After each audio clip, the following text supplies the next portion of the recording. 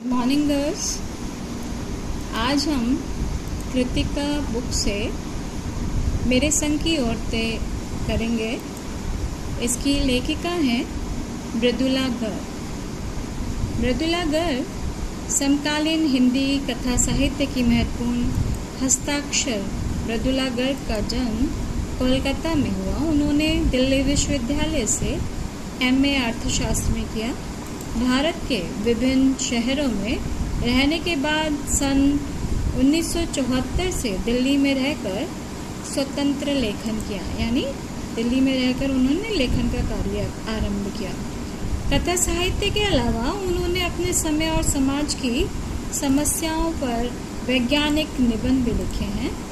मृदुला गर्ग ने कथ्य और शिल्प दोनों स्तरों पर गद्य लेखन की प्रचलित परिपाटी को तोड़ा, यानी जो एक पद्धति चली आ रही थी शिल्प और कथ्य की, वो उन्होंने उसको हटाकर अपना ही लेखन प्रारंभ किया।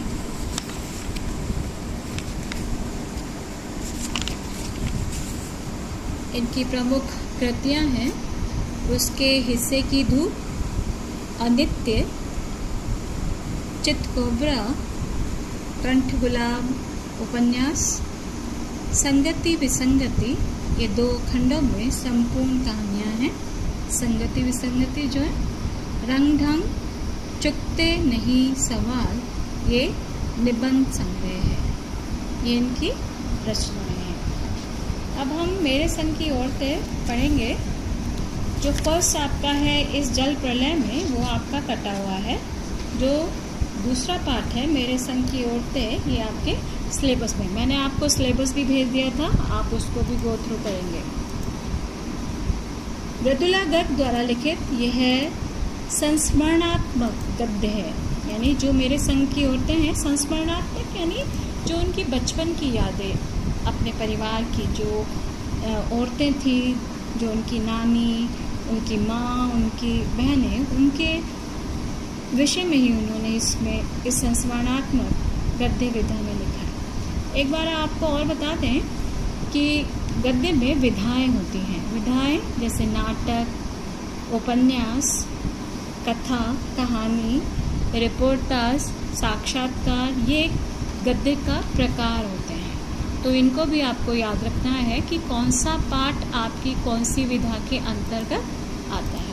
जैसे मेरे संग की औरतें, ये आपका संस्मरणात्मक गद्य है, गद्य विधा पर आधारित है। इसमें लेखिका ने अपने परिवार की औरतों, अपनी नानी, अपनी माँ तथा अपनी 4 बहनों के विषय में बताया है। उन्होंने तत्कालीन यानी उस समय की जो घरेलू, आर्थिक, सामाजिक तथा शैक्षिक स्थिति से परिचय करवाया है। लेखिका ने अपनी नानी के बारे में बताया है कि वह अपनी नानी को उन्होंने देखा तो नहीं था, लेकिन क्योंकि उनकी मृत्यु उनकी माँ की शादी से पहले ही हो गई थी। उनकी नानी परंपराओं को मानने वाली, अनपढ़ तथा पर्दा करने वाली महिला थी। पर्दानशी में स्पर्धा करने वाली। उनके पति शादी के तुरंत बाद उन्हें छोड़कर बैरिस्ट्री पढ़ने के लिए विलायत चले गए थे। कैम्ब्रिज विश्वविद्यालय से डिग्री लेकर जब वे लौटे और विलायती रीति रिवाज के संग जिंदगी बसर करने लगे, यानी जब वो वहाँ से आए अपनी पढ़ाई करके, तो वो वैसे ही, यानी जैसे फॉरेनर्स रहते हैं उसी तरह वो अपनी ज़िंदगी का जीवन जीते थे। नानी के अपने रहन सहन पर उसका कोई प्रभाव नहीं पड़ा, यानी वो सादगी से पूर्ण अपना जीवन ही व्यतीत करती रही। ना उन्होंने अपनी किसी इच्छा, आकांक्षा या अपनी पसंद नापसंद को अपने पति पर कभी भी जाहिर होने नहीं दिया, यानी उन्होंने अपनी इच्छाओं को अपने पति पर नहीं थोपा, या उन्होंने ऐसा कभी नहीं कहा कि मुझे ये चीज़ें अच्छी नहीं लगती। तो वो अपने तरीके से अपना जीवन जीती रही। जब उनके बीमारी के कारण उनकी तबीयत खराब हुई, यानी बहुत बीमार पड़ गई थी वो, तब उन्हें अपनी 15 वर्षीय इकलौती बेटी यानी लेखिका की माँ की शादी की फिक्र हुई। तो वो इतना डर गई थी, तो उन्होंने कहाँ तो वो इतना पर्दा करती थी, लेकिन उन्होंने अपने पति से कहा कि जो तुम्हारे मित्र हैं स्वतंत्रता सेनानी प्यारेलाल, उनको बुलाओ, मैं उनसे मिलना चाहती हूँ। तो तब इनकी इस बात पर सभी घर के लोग बहुत ज़्यादा हैरान हुए कि कहाँ तो एक स्त्री पर्दे में रहती है और कहाँ वो पराये मर्द के साथ मतलब बात करना चाहती है, अपने मन की क्या बात करना चाहती है। तो इसी के लिए वो सब लोग हैरान हो गए। पर उन्होंने, उनके पति ने, नाना ने भी समय नहीं गंवाया और ना ही कोई सवाल जवाब किया और वो अपने मित्र को लिवा लाए। अब नानी ने उनसे कहा कि आप मुझे वचन दीजिए, मेरी लड़की के लिए योग्य वर आप ही देखेंगे। यानी जो उनकी लेखिका की माँ थी, उसके लिए वो वर वही तलाश करेंगे, क्योंकि उनके पति क्या थे, वो विलायती जीवन में रहने वाले थे, हिंदुस्तानी परंपराओं का वो निर्वाह नहीं करते थे। तो इसलिए उन्होंने उनके स्वतंत्रता सेनानी जो मित्र थे, उन्हीं को लड़की के लिए योग्य वर ढूंढने के लिए कहा। उन्होंने कहा कि आप ही अपनी तरह आज़ादी का सिपाही ढूंढ कर लाएंगे जिससे कि उसकी शादी कर देंगे।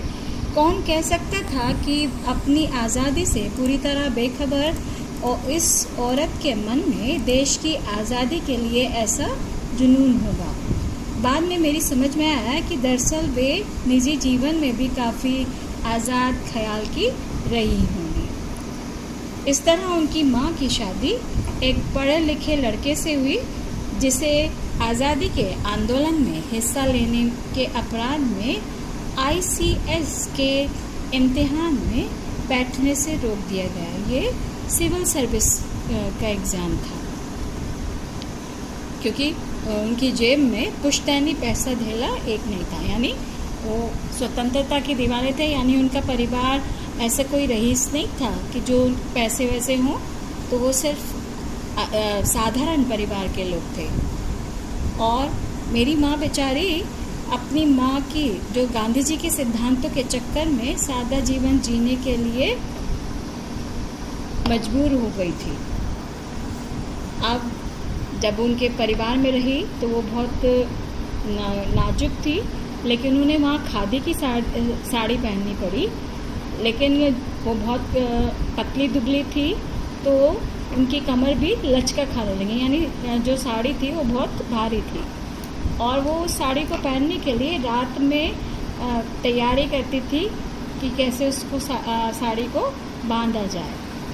यहाँ पर इसी लिए उनकी जो दादी थी लेखिका की, उन्होंने अपनी बहू के ऊपर व्यंग भी किया था कि हमारी बहू तो ऐसी है जो धोई पोंछी और छीके पर टांग दी। अर्थात कहने का तात्पर्य है कि बहू बहुत ही कमज़ोर है, मतलब वो इतनी ताकत नहीं है कि सिर्फ उसको सजाकर एक जगह बिठा दिया जाए।